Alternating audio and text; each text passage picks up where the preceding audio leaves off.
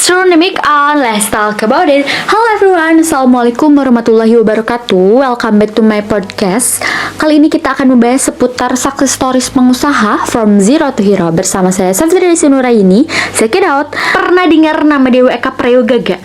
Buat yang belum pernah dengar, Dewa Eka Prayoga adalah motivator bisnis sekaligus penulis buku terkenal. Tapi sebelum beliau memetik kesuksesannya itu, ternyata dia pernah rugi 7,7 miliar sampai benar-benar gak ada uang. Kerugian besar yang menimpa pemuda asal Sukabumi ini gak lain dan gak bukan disebabkan karena penipuan. Tapi ternyata sebelum menanggung kerugian besar ini, Dewa sudah menjalankan beberapa jenis usaha juga loh, seperti bimbingan belajar, pelatihan motivasi, I.O. dan kuliner. Karena sudah memiliki pengalaman bisnis inilah, dia pun berani berinvestasi di bisnis pengadaan komputer yang justru membuatnya terjebak dan harus menanggung kerugian besar. Saat itu usianya masih 21 tahun, Dewa Eka Prayoga sudah menanggung beban finansial yang luar biasa.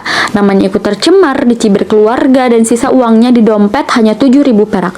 Parahnya lagi, musibah itu dialami ketika beliau baru saja menikah.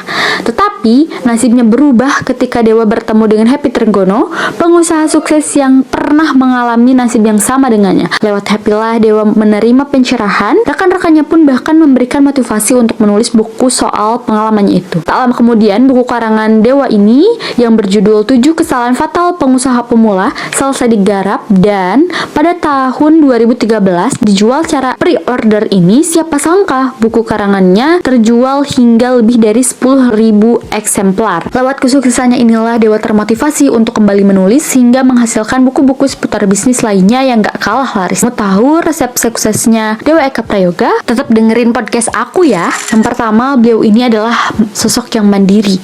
Beliau adalah anak tunggal yang ditinggal wafat oleh ayahnya yang masih saat itu berusia 5 tahun. Saat dia kuliah juga dia sambilan sebagai staf pengajar di sebuah bimbel. Akibatnya dia nggak punya waktu untuk manja-manja ataupun malas-malasan. Berkat kemandiriannya itu pun Dewa menjadi figur yang dewasa dalam menghadapi masalah. Yang kedua, inovatif. Dewa Eka Prayoga juga bisa dibilang sebagai seorang yang inovatif.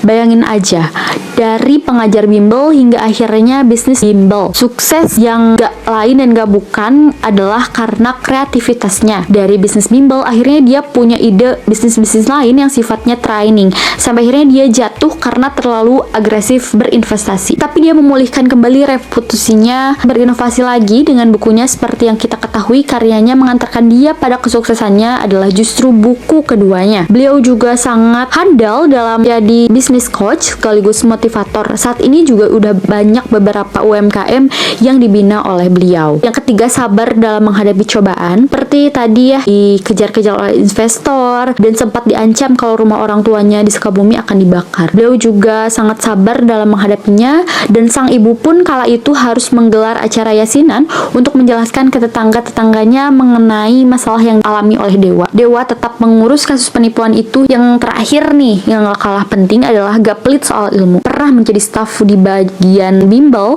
Dewa Eka Prayoga adalah guru sejati yang gak pelit soal ilmu. Hal itu kita juga bisa lihat dalam situs pribadinya. Dewa banyak membahas tips detail soal marketing, penjualan, bahkan juga copywriting loh. Kebiasaan sharing ilmu ini juga justru meningkatkan personal branding yang baik untuk dirinya. Kisah Dewa Eka Prayoga pun tentu juga mengajari kita bahwa sebesar apapun masalah kita hadapi, pasti ada jalan keluarnya. Ya, kita sabar dan gak menyerah. Kamu ingin seperti Dewa? Tetap berusaha, pantang menyerah, dan jangan cepat mengeluh bila menghadapi masalah ya. Tulis di kolom komentar jika kalian memiliki motivator atau pengusaha sukses lainnya. Bye-bye. Wassalamualaikum warahmatullahi wabarakatuh.